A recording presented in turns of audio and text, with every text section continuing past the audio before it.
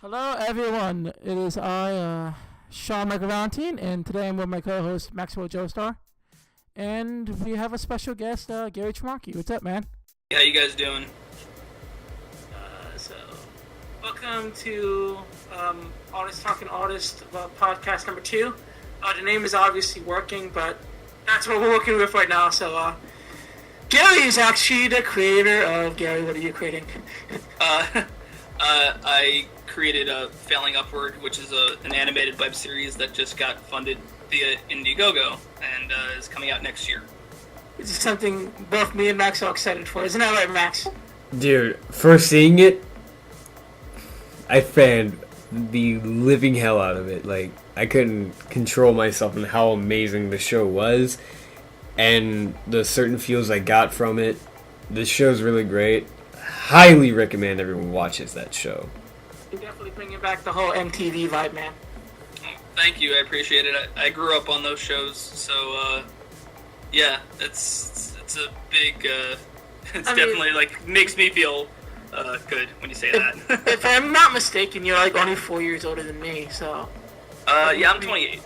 I'm 24, so. Cool. I'm the youngest here. I'm the dashing young 18-year-old here. So, ladies, you know what to do. When I first saw the episode, when I first watched the plot, I was like, this kind of reminds me of undergrads. Kind of a mixture between undergrads with downtown. Mm-hmm. And for me, I don't know how I got the Scott Pilgrim feel, but I got the Mission Hill feel, and I really love Mission Hill. And after I, watched your show, I went back and saw all 13 episodes of Mission Hill and whatnot, because your show just really feels like Mission Hill, and I love that feel from it. Yeah, I grew up, like I said, I grew up on a lot of MTV stuff, and like Mission Hill, like I think I caught like one episode of Mission Hill when it aired on the WB, and then I think a couple years later it came to Adult Swim, and that's where I watched it a lot with my friends, and it was like this giant thing we had. As far as like influence goes, I don't know. I like shows that I like shows that can balance like laugh out loud funny and then like just kind of smart humor in a sense. And even then I wouldn't say like Failing Upward is that even. I just wanted to make a show about people talking. So there's that. I don't know. It's really tough. And I guess the whole aesthetic thing, I really relate to that era. Which is weird, but I don't know. I like it. It's definitely something I can get behind, seeing as I watched a lot. I think I watched a lot of the same stuff you watched. Mm-hmm. Because we are around the same age. But one thing I definitely noticed is, have you ever watched the show 3 South? Yeah, I caught a little bit of that when I was at school. It was a pretty good show. It's the thing where I've always liked shows like Dahlia and 3 South. Like those were obviously like Downtown and Undergrads were all shows I loved. Mm-hmm. Because it was more about the characters. You learn about the characters through their dialogue. It wasn't so much their actions, which I really appreciate about your show. Yeah, I mean, it's weird because like I went back to the original pilot, which we're making into a comic book for the Indiegogo perks. And it definitely, because the pilot basically takes place in the city, whereas the show takes place in 2 places, the city and then suburbia. But it definitely had more of like, I would say it definitely had more of like a general sitcom vibe in the original pilot. And the problem was, I think, going forward was that it's really hard to make a sitcom, like a 30-minute sitcom about just like 2 people talking. I just kind of came up with the idea to condense it to like 3 to 3-minute, 30-second shorts about kind of these 2 friends talking. And the difference between like the pilot that I put up, the 2-minute one, and the series is going to be that you get a little more insight into Cody and JC's lives, like before they start talking for each episode. So like you'll get like little bumper segments, like in the beginning before they start talking. That's going to be one of the things we put into the actual series. So I think the web series kind of strikes a nice balance between what I was originally trying to do with the 30-minute version and the web version that I put up for the pilot. So yeah. So is it safe to say that the designs are going to change, going through a somewhat bigger change than what we see in the pilot? Because I know you have multiple different animators working on it now. Yeah, we've got a bunch of cool people, and the person who's kind of leading the majority of the character designs is Jack, our lead animator, or co-lead animator, I should say. He's kind of spearheading those. Nick, who animated the pilot, so if anybody's familiar with Omelet County, Nick's Tumblr or anything like that, and I actually follow him. Nick's Mundane Life. Yeah, I follow him. He also did a really cool Game Grumps animation, which is how I found him. We both since stopped watching Game Grumps, which is really weird, but... Well, I mean, I don't really like Game Grumps. Like, I've never really been into their content. I mean, I wouldn't blame you. I mean, Game Grumps is alright, but I stick with Two Best Friends more. So. See, I like Two Best Friends a lot, but I like Saturday Morning Scrub Lords. Like, that's my favorite. My favorite stuff by them is, my favorite gameplay by them is the Yakuza 0 gameplay and their LA Noire gameplay, which I'm playing that at the moment while we're doing this interview. Because, oh my god, nostalgia is coming back to me. When did, I can't remember when LA Noire came out exactly. From when I got it, I think it was like, I'd say like 2013, 12? I feel like it was 12. Because I was definitely in middle school at that time playing this game. So... Because, you see, when everyone was collecting Xbox and PS3 games, I was collecting Sega Saturn games, so... I collected a lot of... Well, not a lot of Saturn games, but I got a Sega Saturn when I got to college. It was like one of the first things I bought because I found one for like $60 at a store near me. And I basically would play like a lot of hockey games, and what else would I play? I had Knights, I had Scud, which I saw Pan play recently, and I'm like, I don't remember the game being that fun, but he made it look a lot more fun than it probably was. I've heard Scud was actually one of like a cult classic game for the Saturn. Yeah, I mean, it's I think a lot of that has more to do with it being written by Rob Schraub, who's done a lot of writing for Community, and he's done a lot of different stuff by now. I think he's also written for Rick and Morty and stuff, but I don't know. I don't remember. Maybe I just wasn't very good at it, but I don't remember having a whole lot of fun with it, but I do like the Scud comics a lot.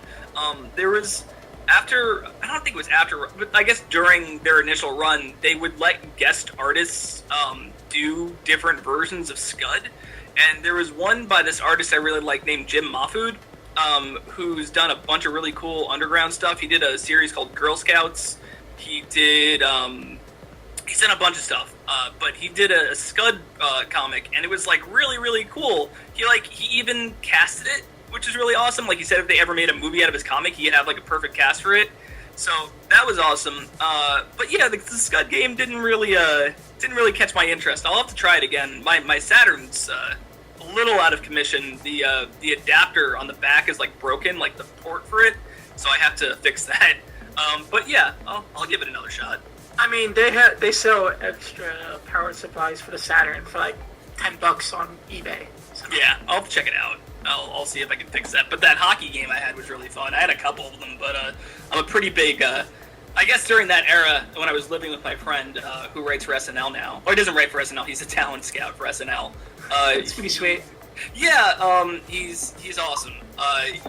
We would just play hockey games like for the majority of the day, and that was pretty good times. We would do that and then watch bad action movies. It was pretty good. Speaking of old consoles, college life. Speaking of like old consoles, I recently got my N64 back from my brother, and the AV cord to it is messed up, and the AV cord to my GameCube is messed up, and he did not give me the games that he bought for it, and I'm like, alright dude, what do you even need these for? And most of them were like wrestling games like WCW Nitro, WCW versus NWO and whatnot. And the one that was missing from the bunch was WWF No Mercy, which was the one I had, and it's my favorite wrestling game. Those those WCW versus NWO games were like staple for me and my cousins. Yes. Because there are so many unlockable characters in that game. It is ludicrous. There was like a ninja character in one of them. Yes, that was Revenge. Okay, yeah. And like, he had a move where you could run at somebody, and like you can flip them over your shoulder. And we would just both play as the ninjas and flip each other like over each other's shoulders at the same time. It was pretty crazy. I like that game a lot. He was my character to use. He was my go-to character. I wasn't big into wrestling, but when I saw that was a ninja, I was like, you fuck wanted yeah. it. Well, for me in WWF No Mercy, I played as like myself. I made myself in the game, and all I did was play as myself. But like, I played the game with Kane and all those other guys. I've never played like the WCW games or whatever. I wish I did. And I have a job now, and I can buy them if I want, but there's other shit in my way. And I would like to try out that ninja, because You're an adult now, Max. Yep. You have to deal with other things. Yep. That ninja is gonna be worth it. Yeah, he's quite the character. I found it weird because I was like, how the fuck does a ninja fit in this universe? I don't know. I gotta. Well, it's the world of wrestling. They made a Sub-Zero ripoff called Glacier, and they had to spend like I don't know how much of a budget for the like synthetic ice and shit for his intro and whatnot. And the dude turned out to not be really good in the ring. His in-ring ability apparently was stale and stuff. So basically, he was a wrestling cock tease. Wonderful. Yep, you got a wrestling cock tease in the world of WCW. Okay, so I'm gonna start with the questions. If you don't, I'm gonna ask a few questions and to start. If that's okay. Yeah, sure. I want to know, what was it like working with Trauma? Because I know you were in charge of the animation. Okay, yeah. festival. So I did a little bit of work for Trauma. I never really. I worked for them, but I would never say like I officially worked for them, but I was never like I never got paid for working for them. I was a lot of volunteer work, which was fine with me because like they're like a legendary studio, and kind of just putting in a little time every week didn't bother me. But I kind of on like the second day I worked there, I was like, you know, they were telling me about Trauma Dance and everything, and I had already kind of known about it, and I thought it was really cool that they were getting a lot of indie filmmakers. It was like an actual like indie film festival. It wasn't like a bullshit Cannes Film Festival or like Sundance where you have to like pay to play basically. And I kind of had an idea. I'm like, well, you know, like animation's, you know, this whole like untapped thing that nobody's really, you know, doing festivals for. You know, there are festivals, but like not by any kind of like known companies. I mean, there's Spike and Mike who do it. I don't know if they still do it. They might, but like they're just like it's just like an untapped thing. And I kind of just went up to Lloyd and I was like, hey, you know, what do you think of the idea of like an animated film festival? He's like, that sounds great. And that was it. That was like literally it. Like from there, I started planning with John Brennan, who's a producer there, and he's fantastic. He's super knowledgeable about everything, and got us a venue right off the bat. Oh, it had a couple of problems with that, but that was not. It was like nobody's fault. Yeah, it was a lot of fun, and from there, like I just started reaching out to different people. Like Maxwell Adams was like super on board with doing it. John Dilworth was super on board with doing it. And then we got a bunch of other people like Yukino Joe and Sega helped us out. Sega sponsored us. If you can Wait, really? Yeah. Holy shit! Yeah, awesome. So Sega reached out to us because one of the writers on Sonic Boom was like a Troma fan. He saw we were doing this film festival, and he's like, "Hey, you know, would you like to do this Sonic Boom thing I wrote for the film festival? You know, we'll give you stuff that you can kind of like raffle off. You know, we'll sponsor you basically." And at first I was like, I don't know, this seems a little too true. I feel like something's happening here. But then I talked to them, like they were super cool. Like honestly, the coolest people I ever met. I was I was nervous. I was like, what's happening? This is so weird. I have to ask you something. Was this for the game, or was this for the animated series that they have now? For the animated series, not the game. Thank God! Fuck. That's not what you want sponsoring you. Yeah, I played the demo of the game and I'm like, alright, I'm done. I don't want to play this anymore. Yeah, so they gave us a bunch of stuff to give away, and they were super cool, and the guy who wrote it came, and the guy who plays Robotnik, Mike Pollock, is that his name, I think? Yeah, I think so. He came by, and he answered a bunch of questions. Super cool, all of them. Probably, I mean, like, it was a pretty cool night. We all had a really good time, and the only problem we had was just that the venue, we thought we were going to be allowed to let 21 and under, like, people under 21 in, but they changed it, like, the last second. Oh, and I then, heard about that on the Cartoon Planet podcast. Yeah, that really sucked. I felt super bad turning people away, but I didn't really have any control over that. Did they explain why they decided, or did they just say, hey, no, we're not doing it? Oh, okay, so we had it at a bar. That's why. No, I know. You explained that you also had wristbands, so did they explain Yeah, why? well, we thought we were going to be able to, like, use wristbands or put X's on people's hands, and they were just like, yeah, no, we're getting calls from, like, concerned parents, and I'm like, oh, well, I'm not going to fight that then. Was it more I'm not gonna. I at that point, it's like out of my hands. Like I can't really do anything. And we were all really bummed because like we probably would have had like double the people had we been able to do that, but we still had like a really full night. Like it was crazy. Like we were packed like for the majority of the night.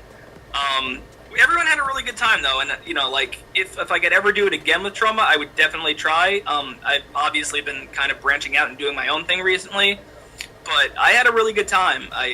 Everybody at Trauma is insanely nice. Lloyd is like crazy but insanely cool. John is really cool. Everybody who works there is great. I was actually gonna ask, like, what was it like working with Lloyd Kaufman? I didn't really work hands-on with Lloyd that much. I shot a couple of his like vlogs here and there. I don't know if they even ever went up, to be completely honest with you. I'll check that out later. Yeah, but I helped shoot, like, part of Nukem High 2. Return to Nukem High 2. That was fun. I mostly just did the festival stuff while I worked there. Just kind of talking to a lot of guests and stuff like that. It was fun. I mean, like, you know, they're a historic company. They're like one of the few last actual independent film studios like in the world, and like it's very honored. Like I was very honored to even volunteer there. It was insanely cool. I mean, I grew up watching like Up All Night on USA, so like I would watch like censored versions of all of these movies. And then when I got older, I realized I'm like, oh my god, there's a lot more blood and nudity in these movies than I remember. So like it was cool. I had a really good time, and Lloyd is an amazing mentor. Everybody was just super nice. It's a great. Honestly, if anybody listening is like a film student, you're in the New York area, I highly recommend like just volunteering for the summer. It'll look good on your resume, and you'll have a great time. Wait. Shout out to my boy Larry because he's going into film production school this semester. Mm-hmm. So, Larry, you're close to New York. That's all I'm gonna say. I don't have anyone to shout out, sadly, but I'd say, hey, shout out to my sister, I guess. I don't know. Well, I mean, this is more relating to the fact that Trauma is a film studio. I mean, a film, I want to take that up to do it as well, but I'm a comic book creator. I'm an artist myself, so of course I'm going in for graphic design. That's cool. So am I. I'm a graphic design student as well. That's hey, I was, but don't fuck up like I did. Don't go to public safety and mess up and find out that you were actually better in graphic design like I did. You know, I kind of realized that graphic design was what I wanted to do when back when Cartoon Network still had Cartoon. I think that's what it was. Yeah, cartoon. And what was it? It showed up. Oh yeah, cartoons. And oh yeah, cartoons definitely made me want to do it because seeing all of those like plots and stuff just kind of influenced me. Like I remember Robot Jet Cat. Do you remember that? Jet Cat was really cool. Yeah, that was the Kablam thing, wasn't it? Yes, it was. My bad. But Yeah. that was really. But a lot of the shows I think felt more like plots or like extended plots. But Jet Cat was really awesome. Chalk Zone from Oh Yeah Cartoons, Teenage Robot. All of those started. So if you listeners didn't know where it started, that's where it started. So yeah.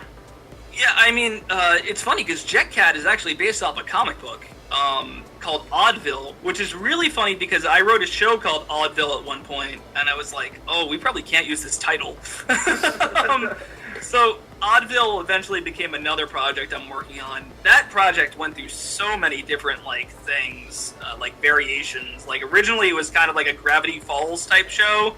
Like this is and we're talking way before Gravity Falls came out. We're talking about 2007, 2008. I was writing that, and I just really liked a lot of supernatural stuff, a lot of anthology shows, and I was like, I want to write stupid story about supernatural stuff happening in a town. And then Gravity Falls came out. I'm like, you know what? They did it better. I'm cool with that.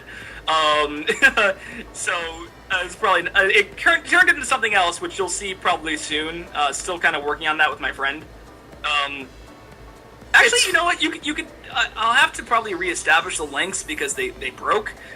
But me and my friend Ahmad, we pitched a storyboard to Cartoon Hangover, and we didn't get accepted. But I thought we did a pretty good job with it. It's called Spellbound. It's about a teenage warlock girl. Oh, I've heard about that. Yeah, it's kind of like Star Versus mixed with a little bit of. I'd say it's a lot darker than those boards are definitely not darker than Star Versus. They're probably on the same level, but where we're going with it now is a lot darker. I think we wanted to do kind of like an '80s fantasy movie mixed with John Hughes stuff. So it's kind of like Star Versus mixed with Symbionic Titan, if that makes it the tone of Symbionic Titan. Yeah, I get you. It's funny that you.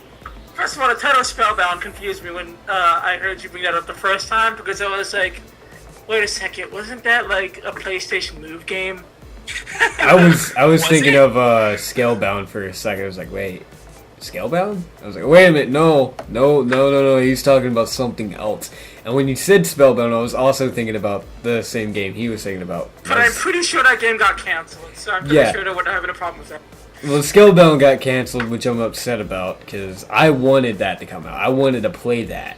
And it's a shame, because Platinum makes a lot of good games, like Bayonetta. Yeah, Bayonetta, and they helped out with Metal Gear Rising, and playing that again was great. I'm a huge Metal Gear fan. Have you played any Platinum games, Gary?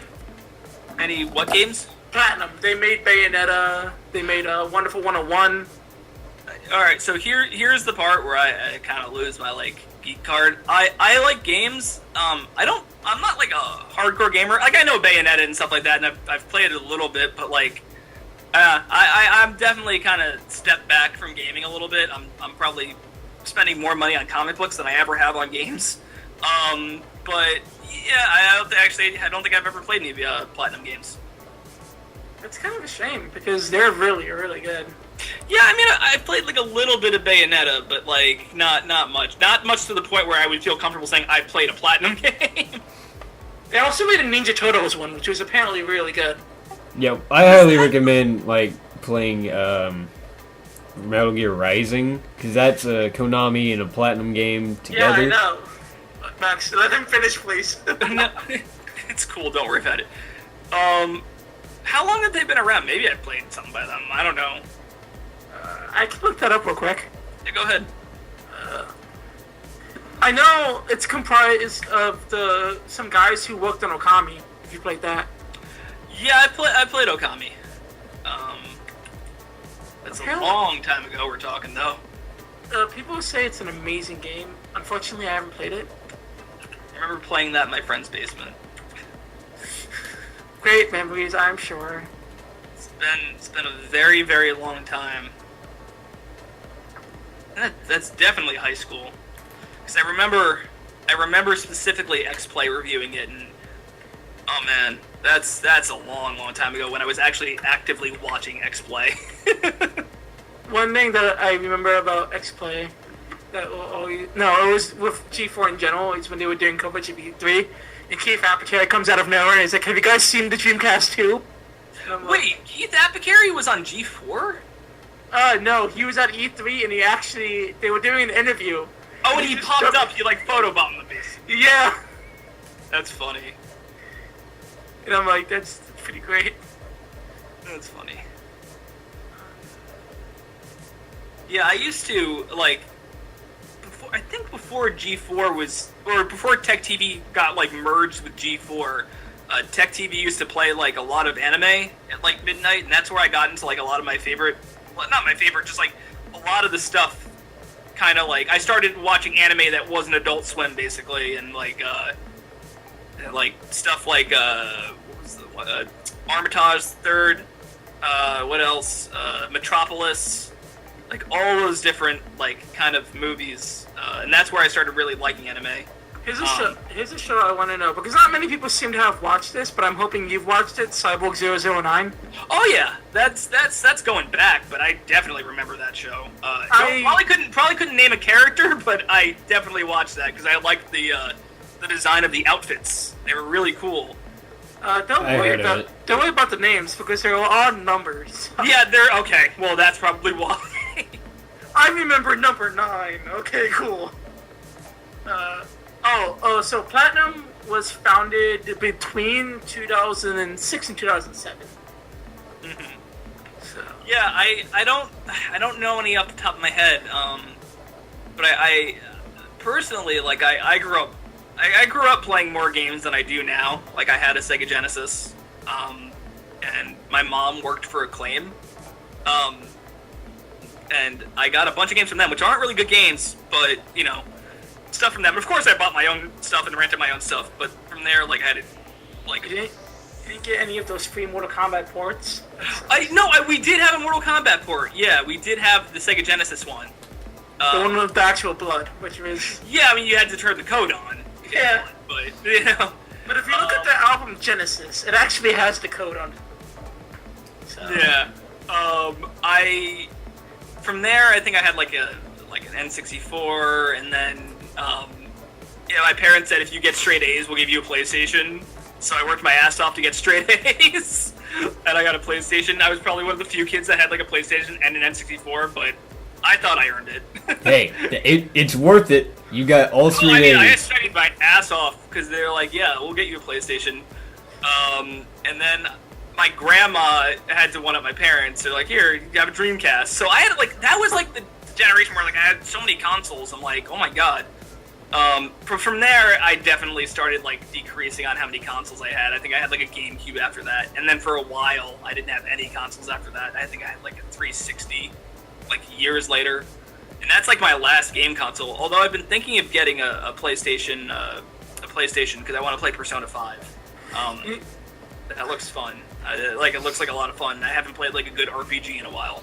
You see, when you said that your grandma had to one-up them, I was like, what if she got him a CDI?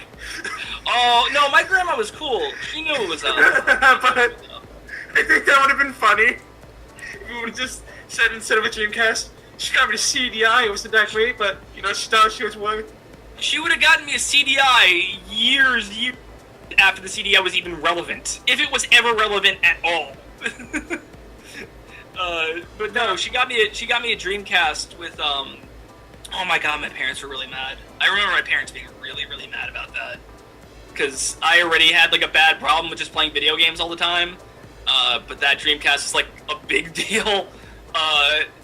She got me, like, Sonic Adventure and Crazy Taxi. Oh my god, we played Crazy Taxi for, like, hours. Me and my cousin just played it for hours on end. And the weirdest thing about Crazy Taxi is that it's only, like, one level. It's legitimately one world, and it starts you the same thing. Everything's pre-designated, but it is so playable and so fun that you don't even notice. No, because it's playable because you have to get to some. It's basically a time travel game, where you constantly have to beat the time and get your best time. Oh yeah, absolutely. That was a fun game. I mean, Power Stone, my god, so good. So good. I remember, I actually have the Dreamcast we got the day it came out, during launch. Mm-hmm. I don't play it anymore, but it still works. I have a spare one which I use, but, to have something that old that came out at such an interesting time in gaming is kind of crazy. Mm. Because the Sega Dreamcast I don't think we'll ever see a leap like that again. Yeah. I love the Dreamcast. I don't know if I consider it my... it's up there. It just had so many, different games. It's so much variety. If you like sports, there were a lot of sports games, but, there were a lot of platformers, a lot of puzzle games. A lot of fighting games. A lot of great fighting games, too. I played the shit out of Ready to Rumble. That game is a lot of fun. And I don't even like boxing. It's just fun. Marvel vs. Capcom 2 for me, bro. Come at me.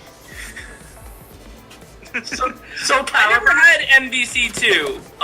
My friend did, and we played it so much that we broke the disc. It was so scratched because we would always borrow it from each other, and we tried so many things to make sure it wasn't all scratched up. Oh god, the dumb rumors you hear on the internet when you're a kid. This will fix scratches. Put banana and toothpaste on the back of it. That'll help. Yep. That's so stupid. But I mean, go ahead. That doesn't actually work this whole time. Yeah, toothpaste does not work. I don't know why me and my sister did that. Because we were trying to fix all of our old PS2 games, and it never worked. I was so bummed out. I couldn't play Legacy of Kain. I couldn't play Resident Evil Outbreak or Metal Gear Solid 2 and 3. I was so upset. It's weird because to me it made so much sense. Because I just imagined that this toothpaste would fill in the cracks on the disc. Mm. Yeah. Or because if you used abrasive toothpaste, maybe it would puff them out or something. It's kind of what I imagined. But I couldn't even play God Hand. We had a lot of fun playing Marvel vs. Capcom 2, though. That was definitely an arcade thing. I was on the bowling team in high school, and at least half the time when we weren't playing, we were playing Marvel vs. Capcom 2, in the arcade at the bowling alley. That was a lot of fun. It's such a frenetic game, and it's such a broken fighting game. That's what makes it so great, though. You think it's broken? Dude, it is not balanced. That game is not balanced whatsoever. I haven't played it in years, so I probably couldn't comment. A lot of my friends are into fighting games, more so than me, and they'll be talking... that's the one thing. I love watching, Friday Night Fisticuffs and Saturday Morning Scrub Lords, but, I have no idea what they're talking about when they're talking about, the technical things, in fighting games. I sort of catch on to it, but for the most part, I'm Hey, you're not the only one. I have no idea what you're talking about. I mean, think about it this way. You have Sentinel going against Surfbot. Who do you think's gonna win? Imagine Sentinel. No, but I was watching a Screw Attack review that they were doing of it, and they were like, don't you remember all of those high school playground, fucking discussions about who would win? Strider versus Captain America, Surfbot versus, Sentinel, as if you had to ask. Man, I had this conversation with my friends at school all the time, and even with my friend Courtney. My sister would be like, shut the hell up, that stuff is stupid or whatnot, and I'm like, hey, it's fun to talk about. She hasn't unleashed her inner nerd yet. It's okay. She'll come into her own one day. Here's the next question I want to ask. What do you look for in a good character? In a good character? Yeah. I like flawed characters a lot. I tend to relate to flawed characters more, but not okay, so for me it has to be a balance, and I'm gonna say something really controversial here, but I feel like Rick and Morty tries too hard to have their characters be flawed, and it comes off as insanely overt and kind of it just gets to the point where I'm these characters will never have any redemption. And it seems the only reason I'd be watching is for the gags, and Rick and Morty isn't really my type of humor. So, which is weird because I would argue it shares a lot of tropes with Clone High, which is one of my favorite shows. Clone High's fantastic. Yeah, Clone High's awesome. But, like, I don't know, something just... It's not that it's a bad show, necessarily. I mean, it's well made, and, you know, like, I think everyone does a really good job on it. It's just not my humor. So there's that. But, like, I'm trying to think... You brought up undergrads. Like, the more I watch it, the more you realize how, like, dumb Nitz is. Like, yeah, he really like, is. I like that. Like, I like characters that are dumb, and they're at least slightly self-aware that they're doing dumb things, but they can't quite realize it. And I like that because it gives a character room to grow. It's like they know what they're doing isn't right, and they know they have all these hang-ups that they need to get over, but, like, they can't because they want to be themselves, and they want to keep in the same routine because they're afraid of change. I like that. Like, that's my favorite kind of character.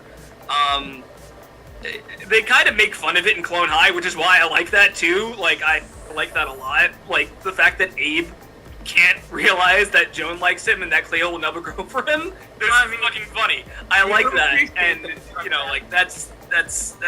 I don't know. Those are just my type of characters, specifically with Failing Upward, bash shows. But there aren't like a lot of shows where I feel completely invested in the character, like in characters. Like, I go back to shows I grew up with, and like a lot of them haven't aged well, in my opinion. Like, I was talking to my friend about Scrubs, like, cause we both grew up on Scrubs, and we would talk about it all the time, like back and forth, how much we loved it back when we were in high school.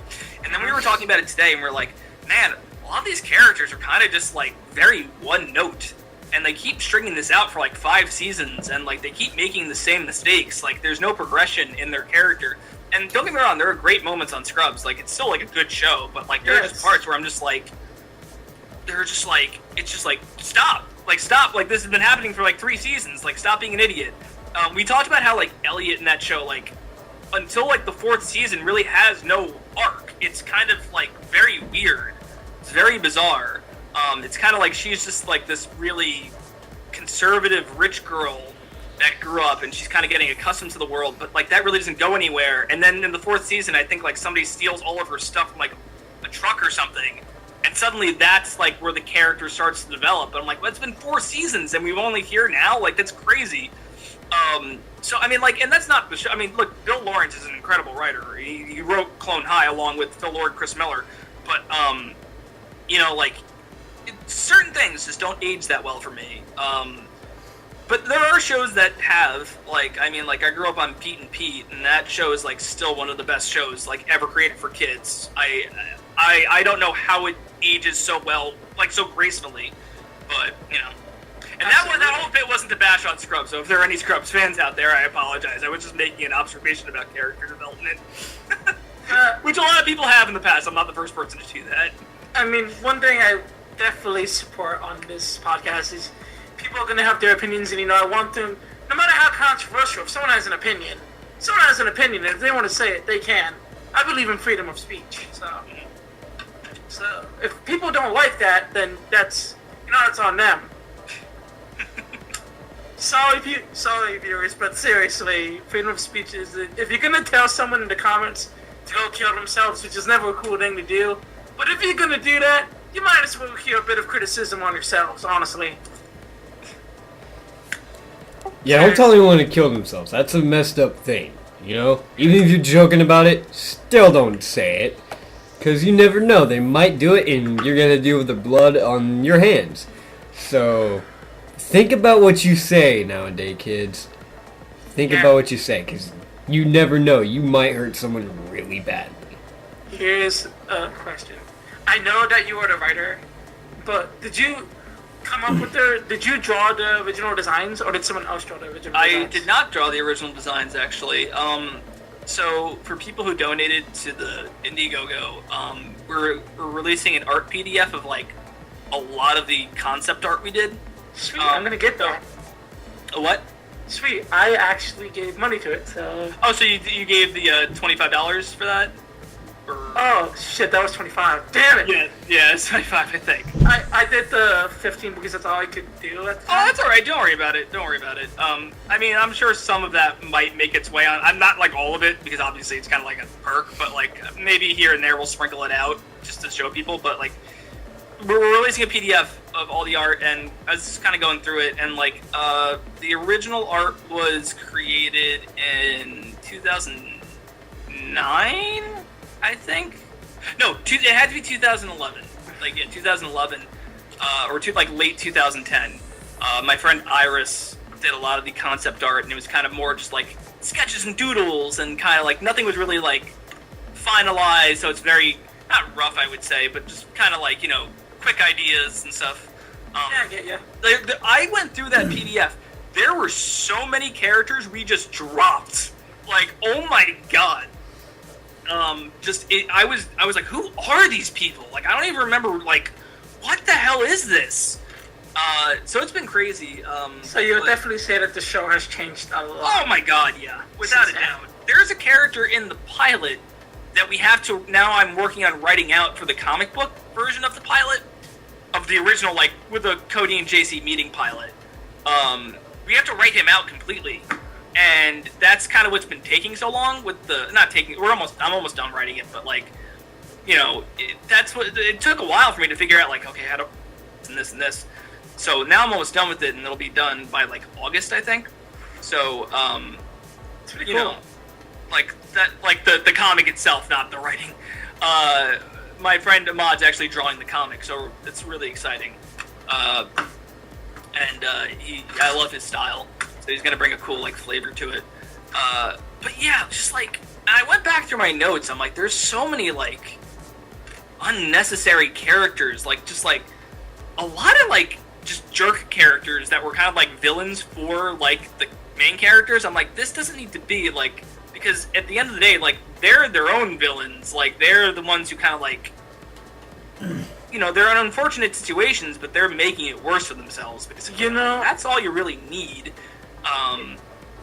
It's strange that you bring up the fact that there was going to be villains, because watching the plot, it feels so weird to think that at one point there was going to be villains, because it doesn't feel like it would fit the feel of the show from what I've seen. Like, it was crazy. Like, it was absolutely nuts, because like I was remembering back, and I remember like there were just bizarre plots that I came up with, because I think they just, in my mind, they visually looked really cool, but like thinking back on it now, I'm like, there is no way you could make this into like a show where it was just two people talking on the phone. Like, I feel like I'm not like stretching it now, but like I'm expanding it more, and it's like at just the right like length now, to where like you get a little insight to both characters before they start talking, and then you get a little insight after they stop talking. So like the idea that like there was an episode where Cody, like, he was trying to look for jobs, and like he found one as like a bicycle delivery person, and like it was just weird. It's so weird, because I'm like, what is the point of this? Like, what is the idea? Like, and then he has like to get the job, he has to like beat somebody at like a race. I'm like, this is so far off from what this show became. It definitely it feels weird. Again, I know I'm saying this feels weird a lot, but it really does from what I've seen. It's so far off from like what the pilot was, and like there was like this whole thing about like JC working in like a restaurant, and I'm like, this is like, oh my god, how, like, what was happening here? It's so weird. I feel like the real enemies is the hipsters. Oh yeah, yeah, and it's funny because there's another hipster joke in the pilot, in the 30-minute pilot. And that's kind of, I condensed it into the new one. And I don't know if it'll say in the comic version. Maybe. I like those characters. I think they're funny. But we'll see. As soon as I heard them talk, I was like, okay, so the YouTube anime community, wonderful. Is that what the YouTube anime community is like? I have a big important question, Everyone is so fucking pretentious in the anime community. It's not even funny. Yeah, the anime community, oh my god. And we've ran into a big problem in the anime community. We're not bringing him up.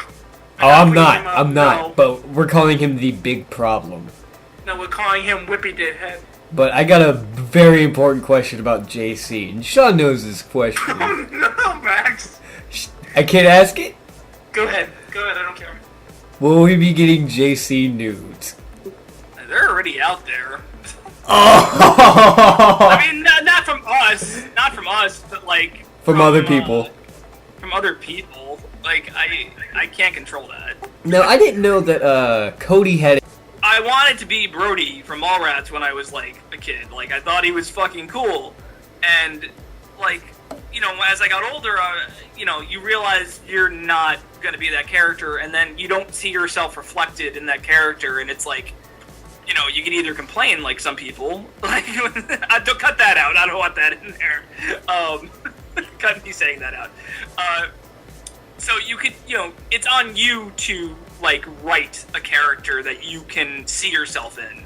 So like giving Cody more depth and giving JC more depth. Like I feel like that's just a natural progression from where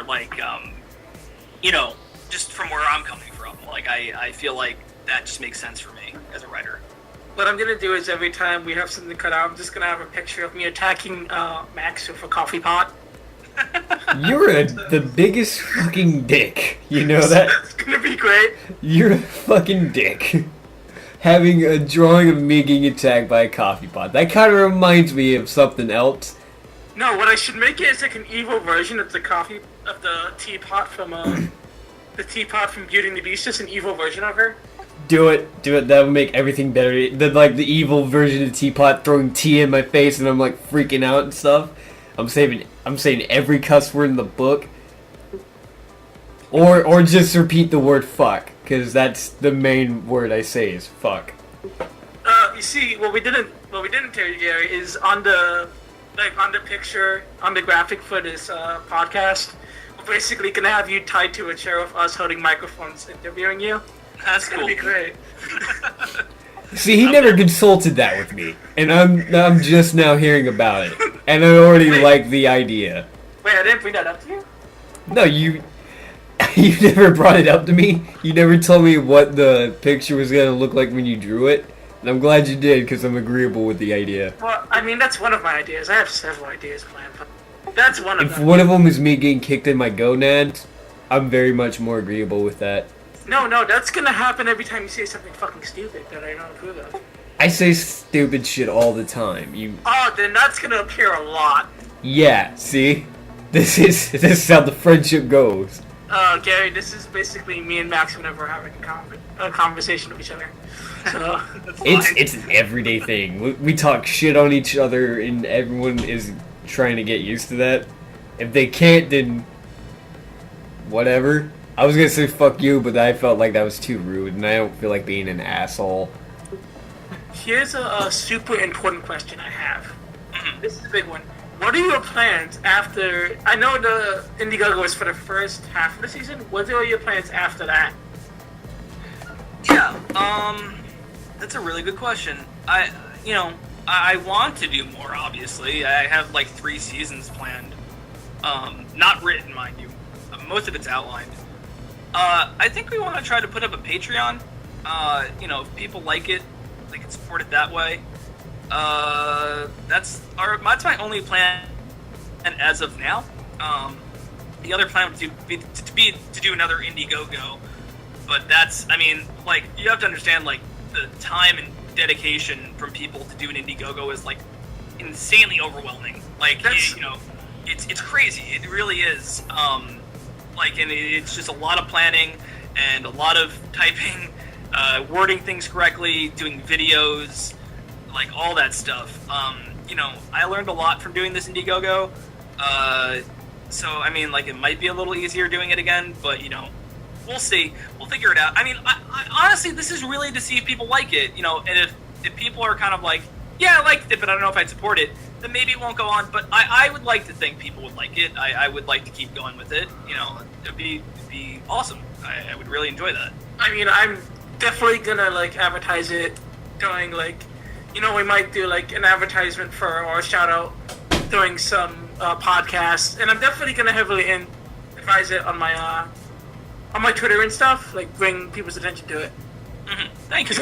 I definitely want to see this show succeed because, again, it's like a lot of the things that I used to watch that I still love. Mm-hmm. So, also, one that I showed your pilot to my friend John, mm-hmm. and he saw JC and he was like, thick, and I'm like, nice. I appreciate everyone's crazy about her apparently. He was like, damn, she fine, and I'm like, bro. Yeah. Yeah. And I'm like, I like cynics too, but come on. No, it's cool. Yeah, that's fine. I mean, listen, everybody has like cartoon crush. Like, it's cool. Don't worry about it. Max has a crush on one of my characters, actually, which I find hilarious. We're not going into that right now because Max... Cut it all out! But, yeah, I definitely am excited to see how, what happens in the future of the series. Yeah, I mean, I am too. It's a lot of work. You know, rewriting, like, kind of like, I had all the episodes written, and, you know, like I said in the pitch video, you know, I was gonna, or like, not in the pitch video, but like, you know, on the Indiegogo page, like, I was gonna go back and rewrite them. Like, rewriting them, like, changed, like, a lot about, like, the show and the flow of the show and all that stuff. Because originally, all those episodes were just Cody and JC talking. Like, there was no, like, you know, like, outside plots or other characters. And then I found the way to kind of, like, put the other characters, like, in short bursts to give, like, context to what was going on. And suddenly the show kind of, like, it feels different and it feels more whole. And I kind of like what we're doing with the show, and it's just been a process. And I, you know, honestly, if I had to be like blunt about it, like what I want to do with the show is I want to keep, like, from a writing perspective at least, is to kind of keep changing the format of what we're doing and keep experimenting with, like, different ideas and ways to tell stories. Like, you know, there's an episode towards the end that's, like, completely different from the rest of the series. It's a little more, I don't want to give too much away. But, no, don't give up too much away, because yeah, there's only more editing for me to do. It's different, and I didn't have that idea to do the episode that way until, like, 2 weeks ago. And I was like, oh, shit, that makes a lot more sense, and it makes the show stand out a little more. It doesn't make it as formulaic. So yeah, there's that. And I would want to keep doing that. Format, not changing formats, just kind of, like, changing the flow and seeing what sticks, seeing what doesn't. There's too many sitcoms out there that are the same thing all the time. And, you know, I like routines. Listen, I love a lot of sitcoms, and I love just kind of, not predictability, but just kind of reliability on formula. And, like, if there's a formula I like, I'll definitely keep watching. But for the show, you know, you have two characters that are constantly changing. You know, like, I want to keep doing different stuff with them, and I want to keep putting them in different directions, and, you know, that kind of stuff. Yeah, that's why I'm so excited about Falling Upward. Because after watching the plot, I think I got a good taste of, like, what you're capable of, what, as a writer, what you're capable of. Mm-hmm. And I definitely am really into it, because you have so many, like, that scene where, oh, gelatinous monster, and it just, like, pulls her out. I thought that was great, because I'm like, that kind of breaks from the normalcy of the... Oh yeah, I mean, that's definitely something that happens a lot in the show. Like, I love fantasy sequences. I watched Prank Time, and I know the guy who... oh yeah, he's doing all the fantasy... That's Jaime, he's doing all the fantasy fucking sequences. Fantastic. He's really good. Oh, the stuff we've talked about is so much fun.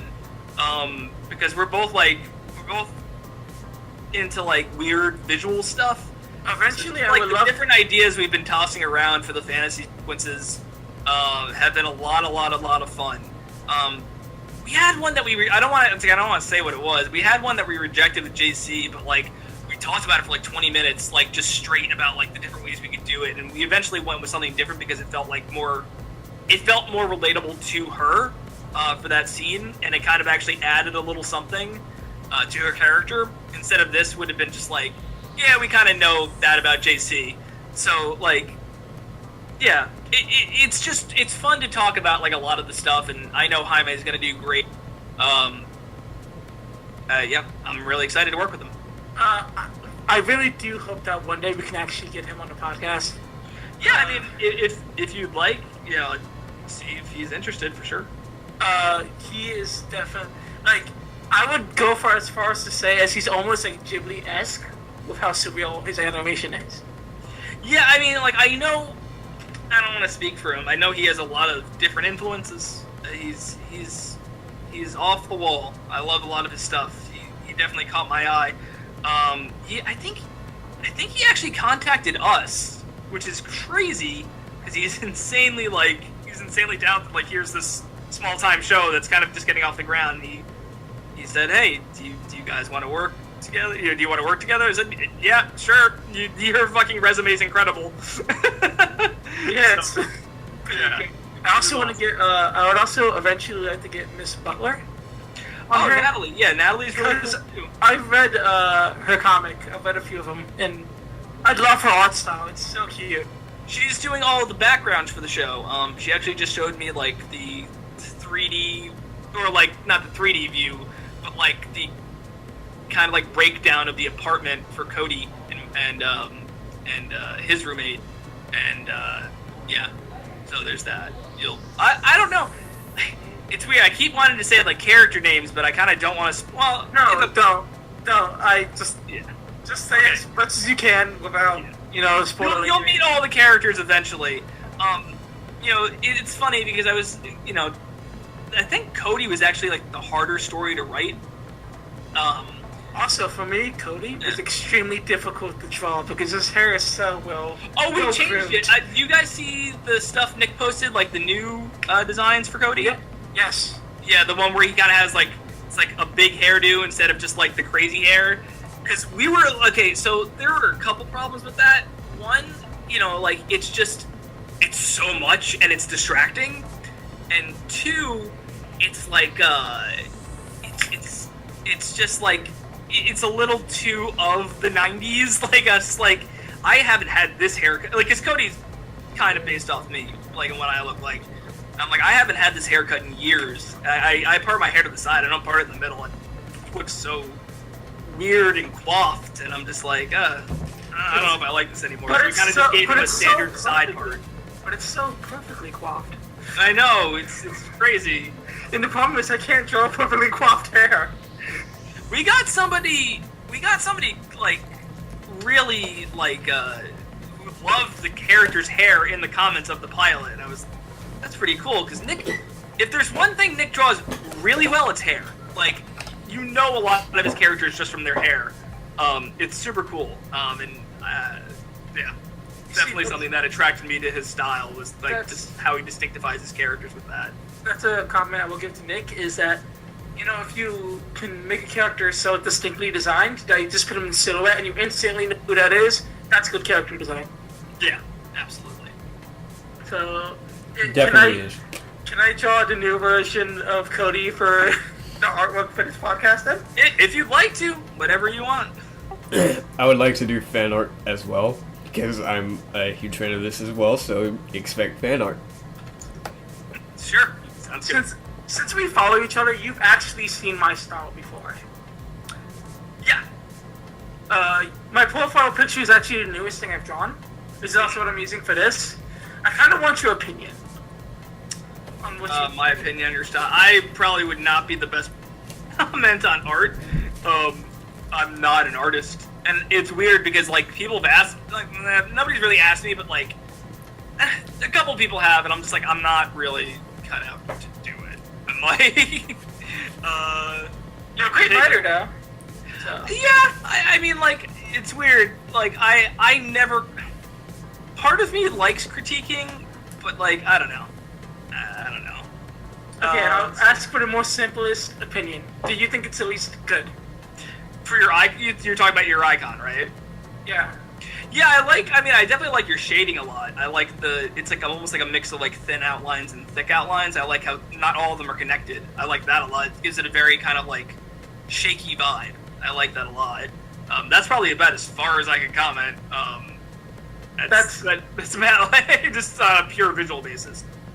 Yeah, but it's a pain in the ass to color in sometimes because of the disconnections. Yeah. But I'm going to try to find a way to make that, because it's going to be a black and white comic when it finally comes out.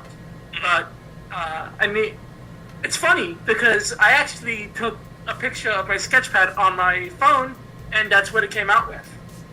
Cool. So it actually completely you have that app there's an app that you can put on your phone that basically scans stuff in and makes it look very professional? Like, so you don't even need a scanner. You mean Adobe Capture? I think that's what it is. That's what I actually use for this. Oh, that's cool. Okay, cool. Got it. When I love Scott Pilgrim, I will say that Scott is an idiot and kind of an asshole, and so is Ramona. Mm-hmm. And I know people love those characters, but I'm like, I love them too, but they're assholes. Yeah, I mean, I think I brought it up on the cart. Like, they're that's like that thing where it's like, I don't know. Like, by the time they kind of like apologize for being who they are, I don't even know if Ramona does. But by the time Scott does, I'm just like, I'm kind of disinvested. Like, I'm not really invested in the character anymore. Like, he had so many chances to kind of like redeem himself, and like, I don't know. What he did to I like Scott Pilgrim. That's the thing. Like, I like Scott Pilgrim, but mostly for the side characters. Mostly for like Wallace and Kim and Steven and young Neil. Like, those are the characters I'm more invested in than Scott. I fucking love Wallace. He's fucking great. Wallace is one of my favorites. I'm surprised. Series. I mean, like, I'm not surprised that it didn't happen, but I could see Brian Lee O'Malley revisiting Scott Pilgrim. Hello? Yeah, can you hear me? Yeah, you cut out for a second. Oh, I said I could see Brian Lee O'Malley going and doing a Wallace miniseries. I actually want to see that. Like, I want to read that and see how he portrays Wallace through that entire comic. I want to see that. I like that idea. They announced that they're actually doing a Scott Pilgrim card game, which I imagine is going to be like Cards Against Humanity, with Scott Pilgrim. So I'm kind of excited for that. I think that's a really cool idea. Yeah, absolutely. Because if you can create your own crazy scenarios with those characters, I think that'd be really fun. Just have a bunch of friends over and do it. Now, did you read all of the books or did you just watch the movie? Oh, I've read all the books. I've seen the movie. I know Kim Pine had a one-off comic thing that was pretty cool, where she's dealing with her roommates. That's awesome. You can actually get those into full color editions. Yeah. Those full color editions are really good looking. I don't have them. I've just kind of flipped it. Yeah. I have all. Oh, go ahead. Just give me 1 second. Sorry, I just gotta grab my my charger. My computer's dying. Okay. So Max, how are you? How's that game? Ellie Nor feels Yes. fucking great playing it again. I'm telling you, if you want to relive some nostalgia, play your favorite games that you played when you were younger. I play my favorite games all the time. I know, but I'm telling other people that don't do it, because you know there's a lot of people that just don't play their old games and stuff, or they'll sell them. And I'm telling you right now, I sold my Ellie Nor. I'm glad I got it again, and I'm glad I'm playing it. But I know I'm going to have to sleep later on, because I got work tomorrow, so... But I'm having fun with this. If you have to leave the interview, then that's fine. Nah, it's fine. It's totally fine. Okay.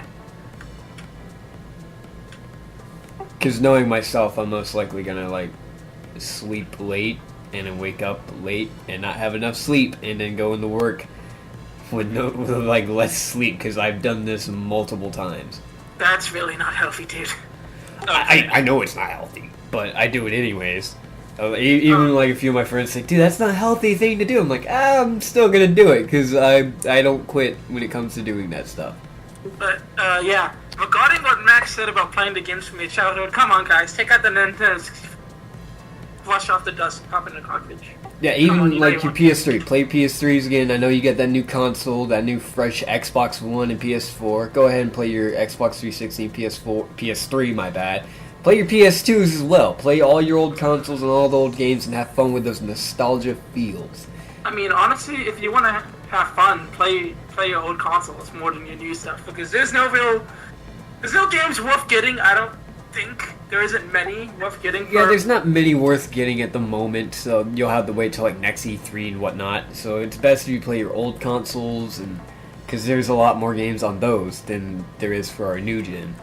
Listen, guys, if you're gonna ask me what do I suggest, an Xbox One or a PS4, fuck those consoles. I suggest you get a Dreamcast. Just get a whole bunch of games. That's all you need. I suggest a GameCube. Oh, Gary's back. Yes, I'm back. What console would you recommend people buy instead of the modern consoles? That's a good question. TurboGrafx 16. I had a friend who had a TurboGrafx. And, Atari. We would play the Tailspin game all the time, which was not very good. I think a lot of the Disney games for the TurboGrafx weren't very good. Stick to Nintendo. All the Capcom games were I know there was a Tailspin Capcom game, which I didn't realize there was one until recently because I knew there was the Darkwing Duck one, the DuckTales ones, and the Chip and Dale, and Chip and Dale 2. And I didn't know there was a Tailspin one though, so that's cool. Chip and Dale's I think it's super. I'm not sure if it's Chip and Dale's 1 or Chip and Dale's 2. That's the expensive one. Chip and Dale 2. Oh, so yeah, because it came out late in the NES's lifespan. Yeah, exactly. It's like buying a box copy of Star Tropics 2. What is that? Simon something. Simon Little Samson. Yeah, It's like trying to find a copy of Little Samson. Yeah. But I don't know if you've ever heard of the Game Chasers. But yeah, I've heard of them, but I've never watched anything.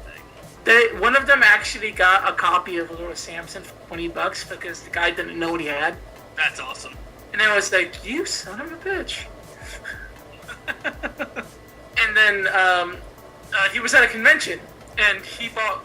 I don't know if you remember this game on the Saturn. It was Magic Knight Earth. Yeah, I've heard of it. It's extremely expensive. It's like a $300 game. Uh-huh. The guy at the con, when they were recording the video, he was like, this is like a $300 game. And the guy was like, I'll give you $20 for it. And the guy was like, okay. And I was like, how? That's funny. I have somewhat of a similar story to that. I went to a place called Helping Hands. It's a thrift shop. You get old games and whatnot. And I saw two DC figures of Nightwing and Red Robin. I was like, I want those. And I had $40 on me, and I asked the dude how much they were. He got them for me, and he was like, oh, they're like, I think like 43 or something. And I was like, oh, fuck, I can't get them. He's like, well, I can give it to you for just $40. And I was like, really? Because I only had 40 on me, and he's like, yeah. So he gave me it for $40. I was happy. And the only reason why the dude gave me it is because he liked the shirt I was wearing. It was a Zoolander shirt that said Male Model of the Year. He's like, oh, I'm giving it to you because I like your shirt. And I'm like, I need to wear this shit more often. Totally off topic. Well, not totally off topic, but just a total kind of like going off trail. Can I just say that Zoolander 2 is the most disappointing movie I've ever seen in the theater? Man, I was so psyched to hear about Zoolander 2, and then I come to find out it was terrible. I was like, fuck, Zoolander man. 2 has a couple of funny moments, but the first, 20 minutes are some of the hardest, or some of, it just felt like an eternity sitting through the first 20 minutes. There are no funny jokes in the first 20 minutes of that movie, and it was pretty bad. It's funny because the only really thing that made me... It's sad when the only thing that makes you laugh is the whole LeMay joke from the trailer. And the fact that they shoot Justin Bieber kind of amused me. That was okay. I was okay with that. Justin Bieber getting shot and just taking a dunk face and then dying. That was funny. Didn't he do the blue steel before he died? Yeah, he did a blue steel before he died. What was it? He couldn't turn right? Or he couldn't turn left? Yeah. So, I did it! I turned left! Do you know the scene where they're talking to David Duchovny in the graveyard, and he's kind of telling them about how it's this giant conspiracy with male models, and he goes over everything, and then Derek just goes, well, "Why male models?" He's like, "Are you kidding me? I just told you why." Apparently, that is totally ad-libbed, and David Duchovny had no idea that was going to happen. Apparently, Ben Stiller like lost focus and forgot what he was talking about, and thought his line was supposed to be that. So that's like a genuine reaction from David Duchovny, going like, "I just told you why." They used it just because it was so funny. It's so stupid, but it works. Well, It's a stupid movie, but it's a funny movie. No, that movie's horribly underrated. I feel like. Yeah, I don't feel it's like very enough- underrated, and I would want more people to see it.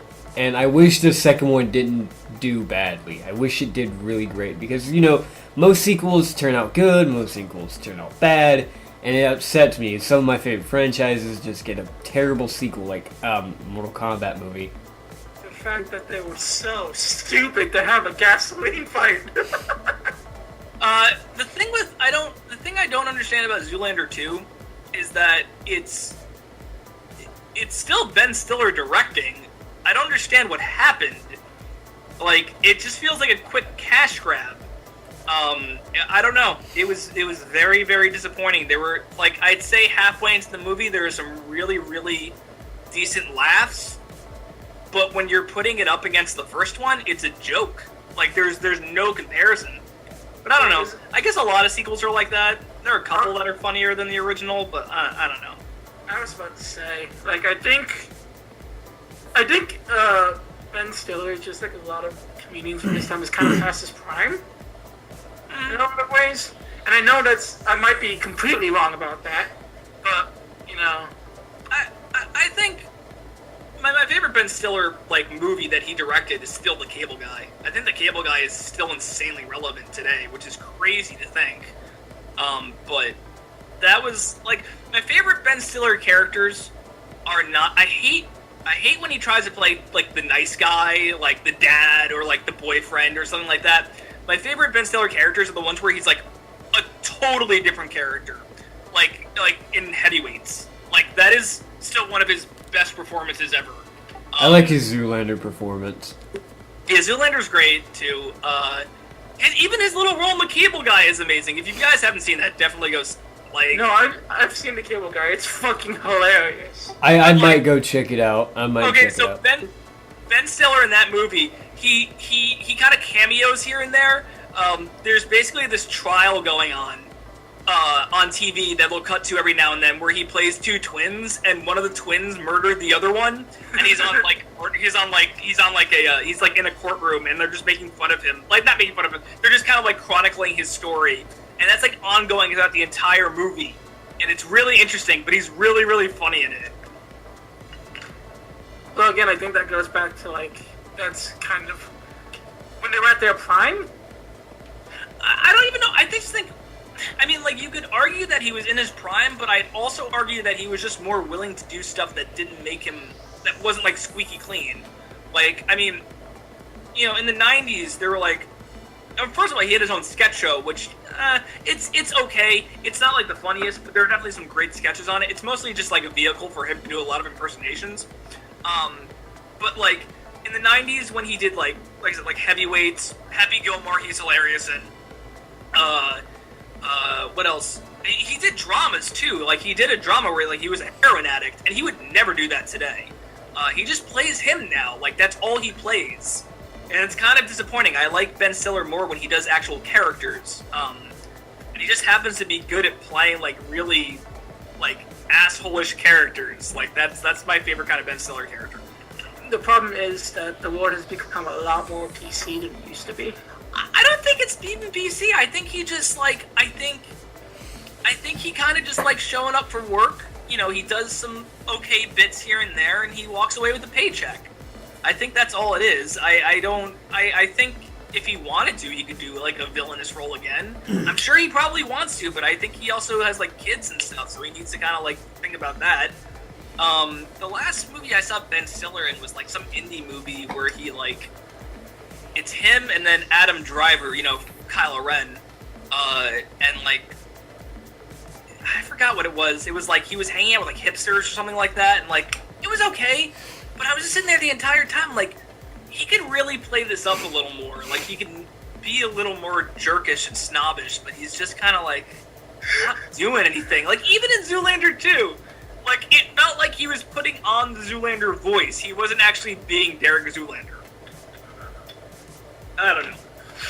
I feel like I'm hating a little too hard on Ben Stiller here. When you're talking about that, I feel like it's the whole deal with, like, Will Smith, like, how when he was playing Deadshot, I felt like he was just playing himself instead of the character Deadshot himself. And that's why I just don't like Will Smith as Deadshot. I don't know what people think of him as Deadshot, but to me, I don't like it. I mean, Suicide Squad just wasn't a good movie. Yeah, it wasn't. Like, I was like, this is probably... Like, I saw trailers and stuff, I was like, I thought it was, like, good at first, but then, like, after a while, looking back at it, I was like, yeah, I don't know if I'm acceptable with it. The thing with Will Smith is, like, once again, a fantastic actor. If you haven't seen The Pursuit of Happiness, that's, like, mind-blowingly good acting. Like, I've heard of it, and I think I've seen it for a bit. I'm not afraid to admit I cried in the theater at that movie. I was, like, in tears at that movie. It's amazing. I highly recommend seeing it. It's heart-wrenching. And, like, his performance... Even Jaden Smith is good in that movie. He plays his son in that movie, and he's amazing. But, like, it's just... I forgot he played him. Yes, that was before Jaden Smith was, like, Jaden Smith. So, like... But with, like, Will Smith, I don't know. He'll do roles that, like, he wants to on the side, and then he'll do a role for money. Like, Deadshot was... I think Will Smith is a comic book fan, so he did Deadshot because of that. But then the same year, or like the year before, he did Concussion, which wasn't an amazing movie, but he was great in it. I loved him in it. He was awesome. I don't know. I think with actors, sometimes they just need the paycheck. Sometimes that's all they want. Like, they don't want to really stretch themselves anymore. They just know they have a brand and people will like it. But yeah, it's complicated, I think. Like, I do believe that, like, most actors are just doing it for the paychecks, but when you also look at it, like, I'm gonna go in the pro wrestling world, they're actors too, because they put on promos and they tell people how they feel and stuff, and what I like about them is that they drag on their character. They don't do, what most actors do. These guys don't go like, okay, I'm just gonna cut this promo and just get a paycheck. No, they drag on the character, make people love the character for what they are, and that's what I like about, the pro wrestlers. And I want to be one myself, so, of course, for me, I had to take theater and all that to help build the character and whatnot. And actors, I feel like they will do that, but, like, most actors are like, okay, I really want to make this character good. Like, Stephen Amell, he makes the character Oliver Queen amazing, along with Grant Gustin playing Flash. I don't know if you've seen Flash and Arrow, but highly recommend it. Mm-hmm. It's funny, I was just talking to my friend about Arrow. Not the CW show. I watched, like, the first 3 seasons. I still need to, like, kind of finish it off, but I kind of lost a little interest. There's just so much of it now. I'm like, I don't know when I'm going to have the time to, like... But I was talking to him. Have you guys seen the DC Nation Arrow shorts? No, but... No. They're really good. They're, like, really cute and clever. Like, they bring Cupid in, and her redesign is, like, super cute in that. She just looks like a Crash Bandicoot character to me. I don't know why. But if you look her up, if you look up DC Nation Arrow Cupid, you'll see it up right now, and I'm going to post a picture of it. And, but, adorable. Those are really cool. But yeah, I agree. Like, it's all about kind of creating a character and sticking to it, and and really following through with the performance. And a lot of actors kind of just come in and they're themselves. Like, they don't. A lot of actors can get away with that. And sometimes it's great. Sometimes you want an actor to be himself. Like, you don't want him to, like. Holy shit! I don't know. Maybe that's. You read about Cupid. Holy shit! Sean, send me a picture. I want to see this. No, it's gonna be. I'm gonna show it up on the podcast. Don't worry. Shit. All right. So I didn't think you were actually. Like, I didn't think you were dead on, but. With the Crash Bandicoot thing? Yeah. She has, like, the little jetpack and everything? Yeah. Yeah. It's just like Crash Bandicoot character. It's pretty great. Oh, also, was it Batman of Shanghai? That was cool. I really like the inky style of it. Yeah, I saw that one. That one was cool. As for favorite like DC movie, Under the Red Hood and Justice League War and Flashpoint Paradox will have to be my biggest favorite. I was disappointed with Court of the Owls though.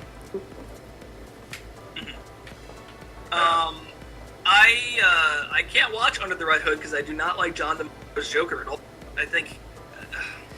Yeah, I wasn't agreeable with the Joker there. I wish they had Mark Hamill for that role. I don't even wish it was Mark Hamill. I just wish it wasn't John DiMaggio, because John DiMaggio is one of those voice actors who just does his own voice with a slight variation. Like, he's a good actor when he needs to be, but like, I don't know. It didn't click with me. You know who I want? I like the I was gonna say I like most of the Jokers, to be honest. I like my Mark Hamill's. Kevin Michael Richardson did him in The Batman, and for that iteration of the Joker and what they were going for, he was fine. That's not my favorite, but he was okay. And the guy who played him on Brave and the Bold was awesome. He did like a really good kind of like throwback to like Cesar Romero and stuff like that. But I don't know, something about the John DiMaggio Joker is like so incredibly distracting to me. I can't quite get it in my head. I can't unhear Bender. Like, that's the problem. Like, you're just Bender. I know you're I want to hear. I know you're a good actor. I want to hear John DiMaggio do Joker and be like, "Shut up, baby, I know it." One thing I will say is the one person I want to have play the Joker in a live action is Macaulay Culkin as a deprived, insane Don't even Kevin. joke about that, because I could see that. I think you've watched the short as well. He's in the of car. course. Absolutely. The thing about I find Macaulay Culkin so fascinating because, like, he's well aware that all the stuff he's doing is insane, and he's doing it to provoke people. Like, he's not actually crazy, and that's what I like about him. He knows he looks a little weird, and his style's a little weird, but he's not crazy. No, I like him a lot. If you follow him on Twitter, he's a massive sweetheart. I don't know if you guys were agreeable with Ben Affleck as Batman, but the reason why I was agreeable with Ben Affleck as Batman is because, like, he felt like the one from the comics. He felt like the way he did his Bruce Wayne felt like Bruce Wayne. The way he did his Batman felt like Batman. I just wasn't agreeable with Zack Snyder making Batman kill. That's the problem. Like, I think everybody agrees that Ben Affleck was like a good Bruce Wayne. It was just the material he was, given to work with wasn't very good.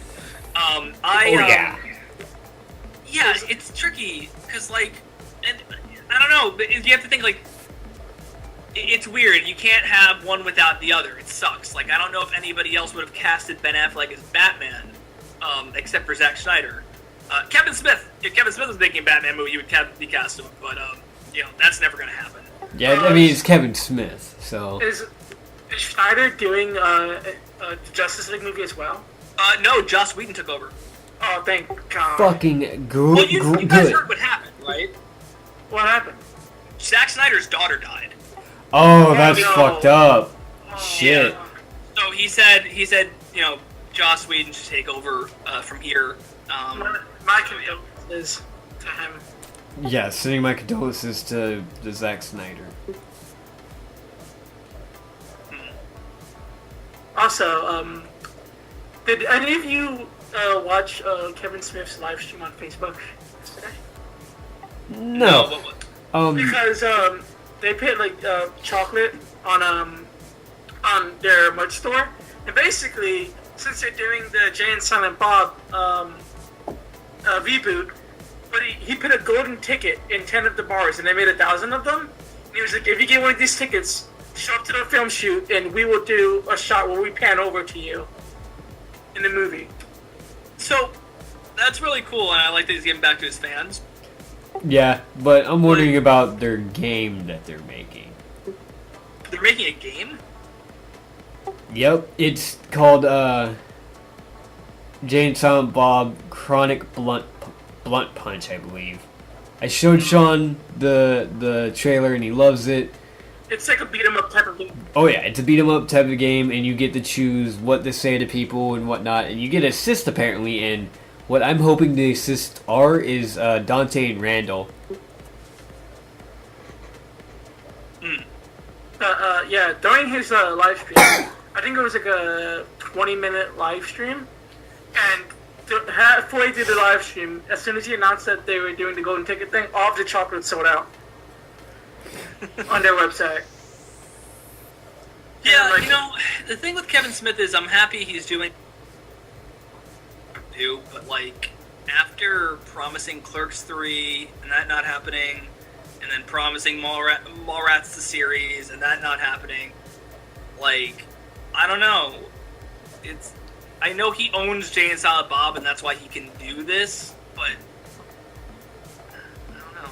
It's just very weird. It's not like I don't like the guy. I think he does a lot of great work. I think he seems like a super great guy. I've met him twice. He's amazing. But it's just like, creatively, I'm just like, I don't know. Didn't he give you like a shout out for filing up for it at his panel? Yeah. I'm pretty. Yes, he did. Yeah. I'm jealous. Well, I mean, it's gonna be a great show, Max. So. Yeah, it's gonna be a great show, but like it was Kevin Smith that gave the shout out, right? Yes. That makes me more jealous because I love most of Kevin Smith's movies, but here's how I watch them. I gotta watch them high because watching Chasing Amy sober is just, I can't deal with the shit that's in Chasing Amy while sober because I'm just like, alright, can we get past this bullshit, Ben Affleck? Can we stop with you trying to date this lesbian? Because I thought it was funny in Jay and Silent Bob Strikes Back, he says, you know what? Times like these, I really miss dating a lesbian. I don't know. I mean, like, I think it's a relatable thing, you know. I don't know.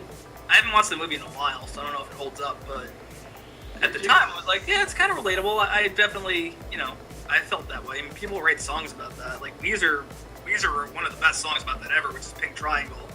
So, like, I get it. It's just, I can understand somebody watching it being like, oh, like, she's not going to go. I get that aspect, too. Did you guys watch, you guys have seen the Scream movies, right? Not really.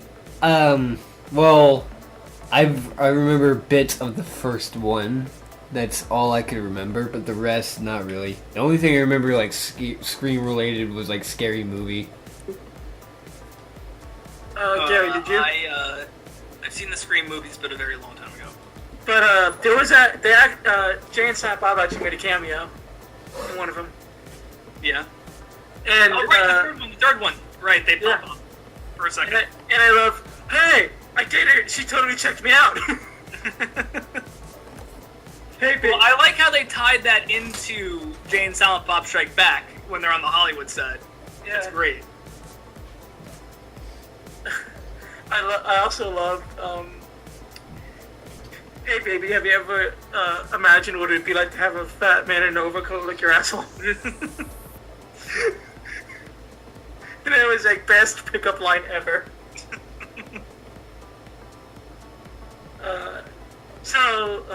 Another question, if you don't mind. No, go ahead, it's fine. You already said, one of the questions is, do you like anime? But you already kind of answered that one. Do I like anime? Was that the question? Yeah. Yeah, I mean, I guess to really quickly answer that, yeah, I kind of do. I don't consider myself like a giant anime fan.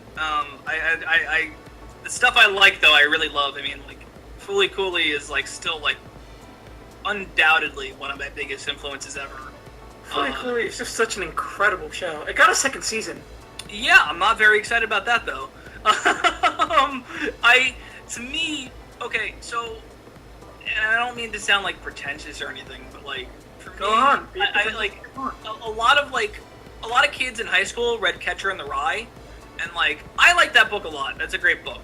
But like, for me, like, FLCL was very akin to what Catcher in the Rye was for a lot of people. Like, it's It's a story about like coming of age, dealing with weird sexual issues, and having a crush on like weird people. It's everything. It's literally everything you experience when you're a teenager.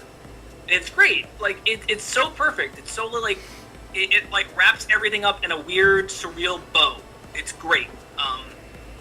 I can't quite think of anything else to say about it. I'm going to link you a video by this AniTuber called Go Jesus, and he actually did an analysis video. And he made a lot of indication. He pointed out that it's very similar to Catcher in the Rye in terms of it being a coming of age story, and that there are a lot of things that kind of work between the two. So I don't know if you'd be interested in watching a video like. Oh yeah, send it to me and I'll check it out later. Yeah. Okay. So that was your in short answer. Yeah, pretty much. I mean, like, and Fully Coolly, of course, is up there. I just saw Your Name a month ago, and that, like, blew me away. I was like, oh my god. We That's, like, have the best a friend who year. loves that anime. It's And amazing. I have yet to check it out, but one of my favorite animes that really touched my heart, I'd have to say Kids on the Slope. Great jazz anime. If you're into jazz, highly recommend you watch it. If you're into music, period, highly recommend you watch that anime. Because it got me into jazz. I was never into jazz until I saw that anime. And oh my god, it was so beautiful. So great. And I highly recommend you watch it yourself, Gary. I'll check it out. One show that actually got me like really interested in becoming a musician was Beckman trying Mongolian Chop Squad. Oh, I love Beck Mongolian Chop Squad. I haven't finished it yet, but I really like it.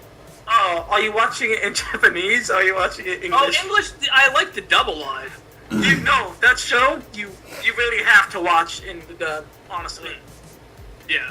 And the guy who voiced Yusuke actually voices I can't remember his name. He had the afro though. The guy who likes to get into fights a lot. Yeah. Yeah. Have you watched the Yu Yu Hakusho? A Yu Yu Hakusho? Yes. Oh, you mean Kuwabara? Okay. He voiced Yusuke, the main character. Oh, that's cool. That's cool. Yeah. Oh, wow, really? Yeah. Oh my god, it sounds nothing like him. Really? They sound exactly alike. I don't. You think so? Yes. Alright, Like, I'll have to go back. It's been a while. Because in fact, he's kind of like, besides being in a band, he's kind of like a little prick at school. This kid you don't want to fuck with. Uh-huh. And Yusuke was kind of that character too, so I think that voice actor does a lot of characters like that. That fall under that archetype. Mhm. So yeah, that's really cool. One thing that I also, one show that I love that was recently. You still there? You cut out. Was Samurai Champloo. Yeah, Samurai Champloo is really cool. I remember. Great anime. It got me into the brand Max. new jobs. Let the man finish what he was about to say before cutting him off. I'm sorry, but like I hear Samurai Champloo and I'm like, I gotta say something, okay? It's so good. It is so good. Gary, what were you gonna say? Oh, I was gonna say Samurai Champloo was like one of those. Like we would just go over there and it would be playing. You just cut out so hardcore just now. Can you hear me now? Yes. I said Samurai Champloo is like one of those things that I to my friend's house and it'd always like be playing in the background. Another show that has the same voice actor for the lead character, Cowboy Bebop. Great show. Yeah, Steve Bloom. Yep, great show. Love it. I own the complete series on DVD. I like that baseball episode.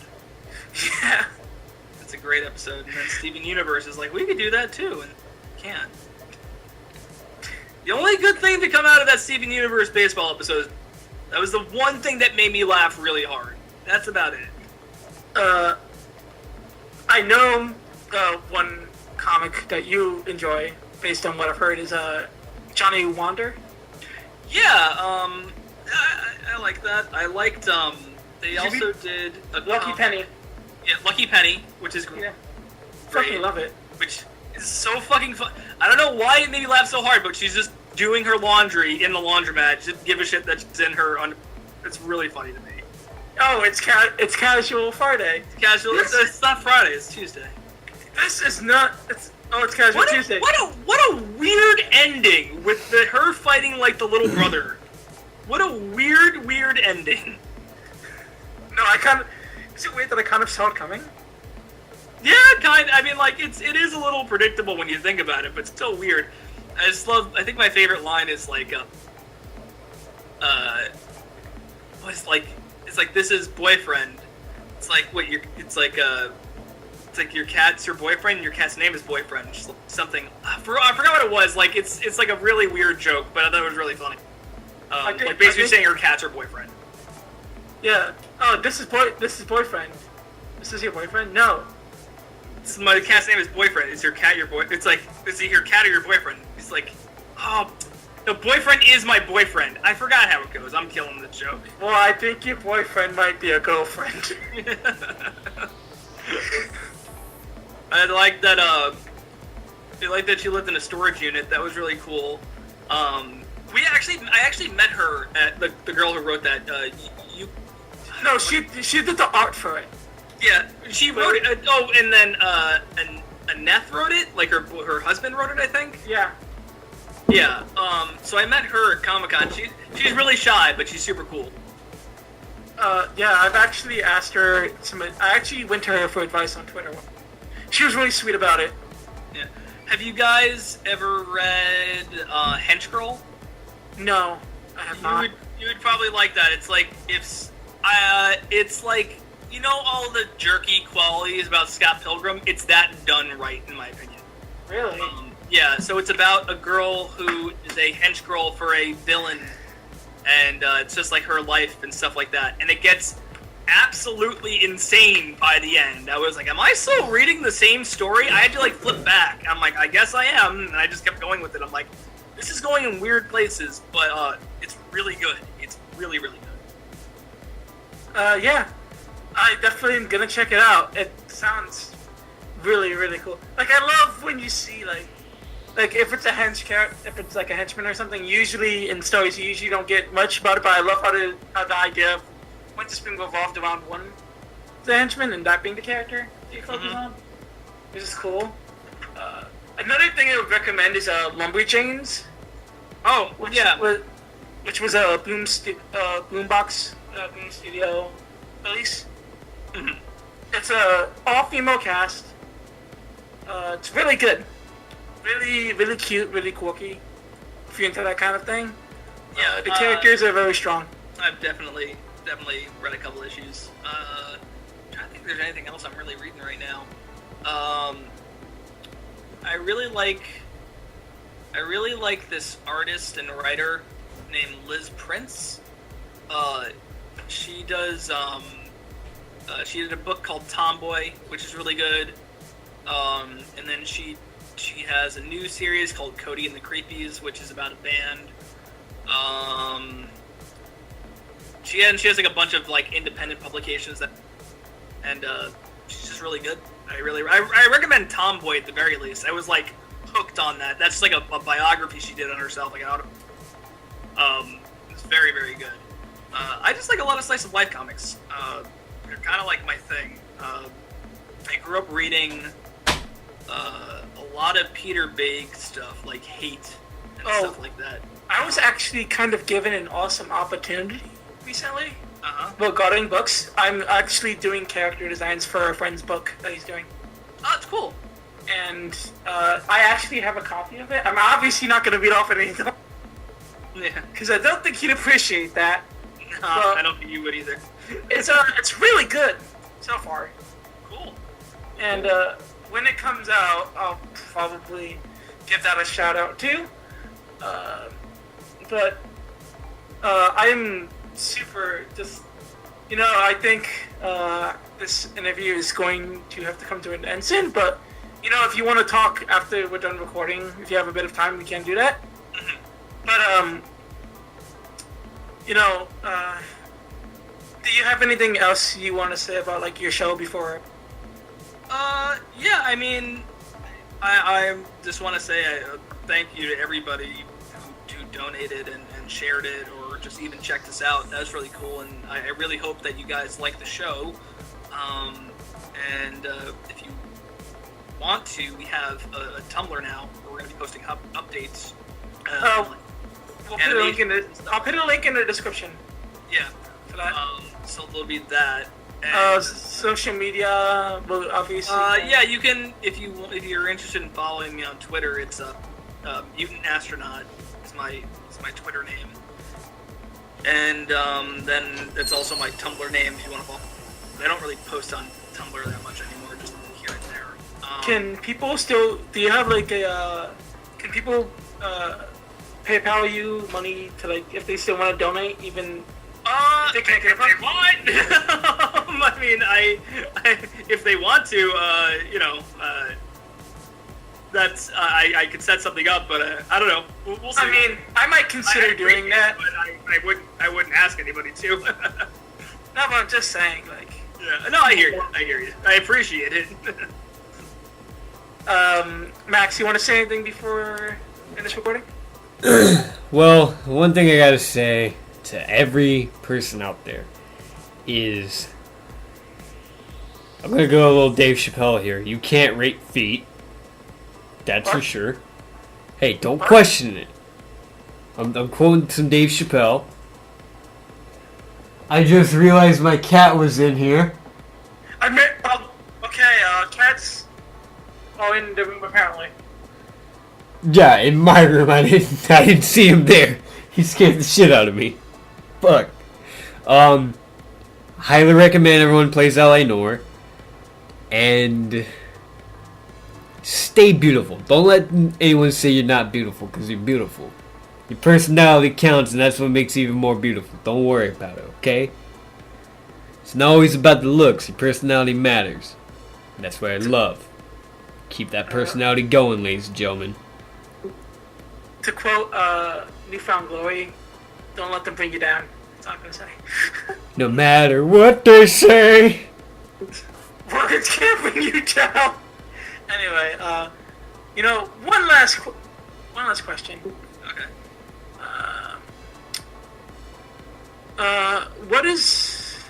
Can you explain quickly what is your process for writing an episode, or just writing in general? Oh, that's a good question. Kind of, depending on what I'm writing, I write a lot of dialogue first. Just kind of get the ball rolling with that, and then I kind of start shaping how the conversation goes from there, and then putting their emotions in after that, and I don't know, it's really tough. It really all depends on what I'm writing. If I'm writing something that's super visual based, I sometimes I really get into that. It all depends. I mean, like, it's a very broad question. It's kind of hard to answer. But mostly, I would say I just focus on dialogue first. I like starting with a conversation between two characters and seeing where that goes, and then kind of wrapping things around that, I would say. That's kind of how I am, actually, when it comes to my writing. Because a lot of my friends who went... I used to live in New Jersey, and I wasn't too far away from New York, actually, so I would occasionally go to New York Comic Con, which is a great venue, if you ever go. Anyone who's watching, I know you've been to New York Comic Con, it's fantastic. We're getting a Comic Con here August 12th, and I'm psyched about that. My very first Comic Con. But with my story, with the way I write, I usually just start writing dialogue between two characters, and the story kind of builds off of that. So it's, I guess in a way, would you say that's it's more character-driven, my writing, because it's more about the characters talking, and that's how the plot builds. Like, I have a synopsis, obviously, and I have an idea, but for the most part, it's just characters talking. And that's what leads up to the story and builds it. So is that kind of like what you do? Yeah, I would say so. I definitely kind of just think back to conversations I've had with people and think about what would be an interesting topic to talk about, and then I start writing characters talking, and from there I fill in the images and kind of what they're feeling, and that's kind of how I guess that's kind of how I write. Oh yeah, because I noticed that you had, I think it was on Facebook, where you posted a picture of like a whiteboard or something. Yeah, that's just like an idea board, like where I used to outline episodes. That was a long time ago. That was like almost a year ago. Wow. No, not even. Like, oh yeah, no, it's like almost a year ago. Oh my god. It was just like I kind of use it here and there. It's like a little command center I had. It helped me kind of get the ball rolling on Failing Upward, as far as kind of making sure the episodes felt a little better and more fleshed out. So yeah. Yeah, that was this podcast. Again, I am Sean. I am the host, and I was extremely happy that Gary honored us with his presence today. I'm not that cool. You don't have to say you're honored, but I appreciate the gesture. I'm just happy somebody wants to talk about Failing Upward. It's really cool to be on here. Max, you are, you're my homie. You're an adorable fuck. I love you. I love you too, man. You're an adorable bastard too. You're making me cry, man. You're making me cry. That's the most beautiful thing you ever said to me. For once in your life, you're not being a fucking dick. I'm not gay, but if I was, just saying. I mean, if I was gay, I'd know who I'd fuck anyways, but I'm not saying who right now. Okay, I'll put a note if I... Okay, on that note, bye everybody! See ya. Later.